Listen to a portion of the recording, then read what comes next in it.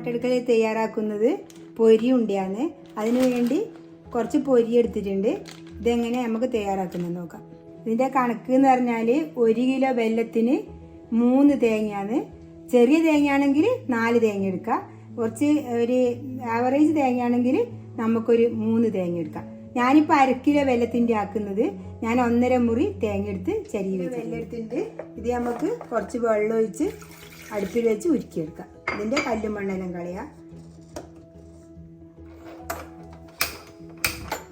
ഇത് ഉരുക്കിയെടുക്കാൻ വെച്ചിട്ടുണ്ട്. വെല്ലം ഉരുകി വന്നതിന് ഞാൻ അരിച്ചിട്ട് ഒരു പാത്രത്തിലേക്ക് മാറ്റി കൊടുത്തിട്ടുണ്ട്. ഇനി എടുത്തു വെച്ച തേങ്ങ നമുക്ക് ഇതിലേക്ക് ഇട്ട് കൊടുക്കാം. ഇതിന് നല്ലോണം വെന്ത് വരണം ഈ തേങ്ങ.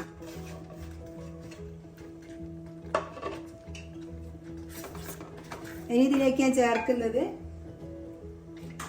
ഒരു ചെറിയ സവാള അരിഞ്ഞതാണ്. ഇത് നമുക്ക് ഇതിലേക്ക് ചേർത്ത് കൊടുക്കാം. ഇത് കാസർഗോഡുകാരുടെ പെരുന്നാളിൻ്റെ പ്രധാന അപ്പം ഇത്. പക്ഷെ ഞാനിങ്ങനെ ഉള്ളി ചേർത്തിട്ടും തിന്നിട്ടുണ്ട്, ഉള്ളി ചേർക്കാണ്ട് തിന്നിട്ടുണ്ട്. പക്ഷെ എനിക്ക് ഉള്ളി ചേർത്തിട്ടാണ് കുറച്ചുകൂടി ടേസ്റ്റ് തോന്നിയത്. ഇനി നമുക്ക് ഈ ഉള്ളി ഇതിൻ്റെ കൂടെ നല്ലോണം വെന്ത് വരും. നമ്മളെ വെല്ലവും തേങ്ങയും വേവാൻ വെച്ച് ആയോ നോക്കാം. ഇതൊരു നൂൽ പരുവത്തിൽ ആവണം. ഇങ്ങനെ ആക്കുമ്പോൾ ഇതായിട്ടുണ്ട്. ഇതേപോലെ നൂൽ പരുവത്തിൽ കിട്ടണം.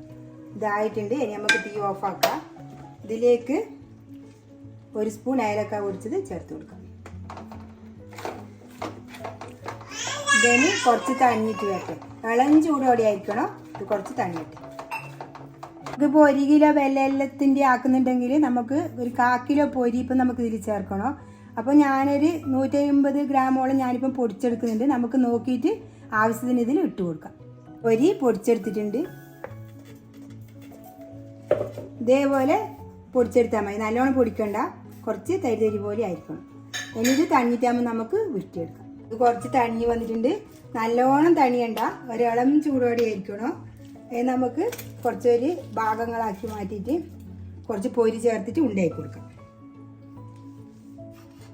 ഇതിലേക്ക് പൊരി ചേർത്ത് കൊടുക്കാം. നമ്മൾ കുറേശ്ശാക്കി ചേർക്കാം, ഒപ്പരം ചേർക്കണ്ട. നമുക്കൊരു ഉണ്ടയാക്കേണ്ട പാകത്തിനാണ് വേണ്ടത്.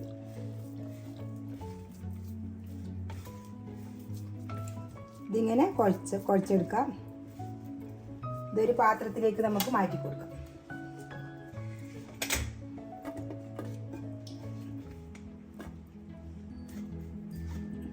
എന്നുവെച്ചാൽ അത് കുറച്ച് ചൂടുണ്ട്, അതിൽ കൈ പൊള്ളുന്നു.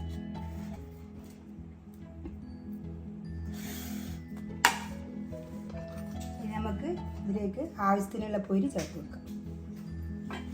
പൊരി നല്ലോണം ആയിപ്പോണ്ട, ഒരു ഉണ്ടയാക്കേണ്ട പാകേ ആകാൻ പാടില്ല. ഇതേപോലെ കുഴച്ചെടുത്തിട്ടുണ്ട്. ഇനി ഇത് ഉണ്ടയാക്കേണ്ട പാകം നമുക്ക് നോക്കാം. നിങ്ങൾക്ക് ചെറിയ ഉണ്ട വേണമെങ്കിൽ ചെറുതാക്കാം, കുറച്ച് വണ്ണമുള്ള വേണമെങ്കിൽ വണ്ണാക്കാം. നല്ല ഉണ്ടാക്കി എടുക്കണം. നല്ലോണം അമർത്തിയിട്ട് എന്നിട്ട് ഒരു കൈമിൽ വെച്ചിട്ട് ഇങ്ങനെ ആയി കൊടുക്കാം. ഇതേപോലെ കിട്ടണം നമുക്ക്. നത്തുന് വേണ നത്തുന് തരാം. അച്ഛമ്മ തരാം. ഉണ്ടയാ വേണ്ടത്. അത് ഉണ്ടയാക്കി അച്ഛമ്മ തരാം. ഇതാ വേണ്ടത്. ഇതാ അത്തുന് കൊടുത്തു. നമുക്ക് ഉണ്ടാക്കാം. നല്ലോണം അമർത്തി ഇതേപോലെ ഉണ്ടാക്കണം. ഇനി ബാക്കിയുള്ളത് നമുക്ക് ഇതേപോലെ ഉരുക്കിയെടുക്കാം.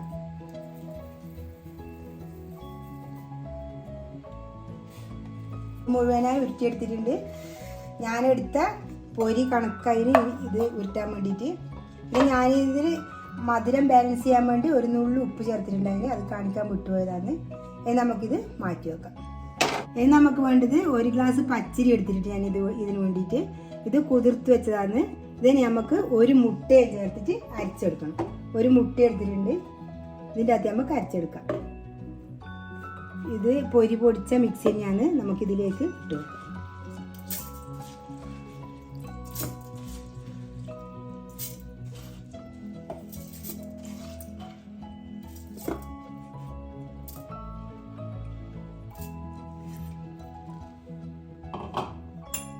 ഇനി മുട്ട ഇതിൽ ചേർക്കാം. ഇത് മുട്ട ഉപയോഗിക്കാത്തവരാണെങ്കിൽ കുറച്ച് തേങ്ങ ഇട്ടിട്ട് അരച്ചു കൊടുത്താൽ മതി. ഇതിലേക്ക് ഒരു നുള്ളി ഉപ്പ് ചേർത്ത് കൊടുക്കും. ഇനി ഉപ്പ് ചേർക്കാം. ഇനി ഇത് അരച്ചെടുക്കാം. കുറച്ച് വെള്ളവും ചേർത്തിട്ട് അരച്ചെടുത്തിട്ടുണ്ട്. ഒരു പാത്രത്തിലേക്ക് മാറ്റി കൊടുക്കാം. ഈ സമയത്ത് ഇതിൻ്റെ വെള്ളം നോക്കാം, ഇതിൻ്റെ ഉപ്പും നോക്കാം. ഉപ്പ് കണക്കായിട്ടുണ്ട്.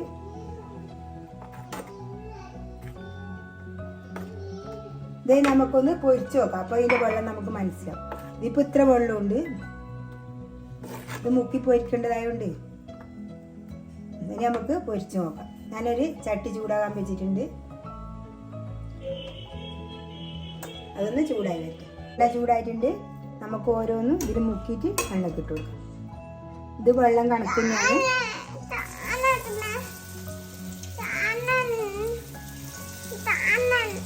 ഇതാട്ടു നമുക്ക് ഇത് ഇട്ട് കൊടുക്കാൻ.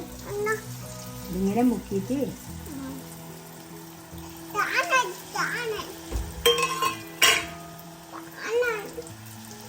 ഇതിങ്ങനെ ഉണ്ടാക്കേണ്ട പണിയാന്നേ ഉള്ളൂ.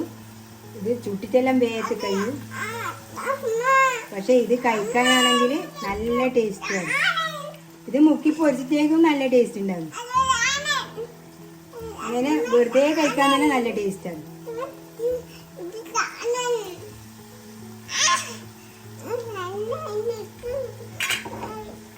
ഇതേ ആയിട്ട് വരട്ടെ.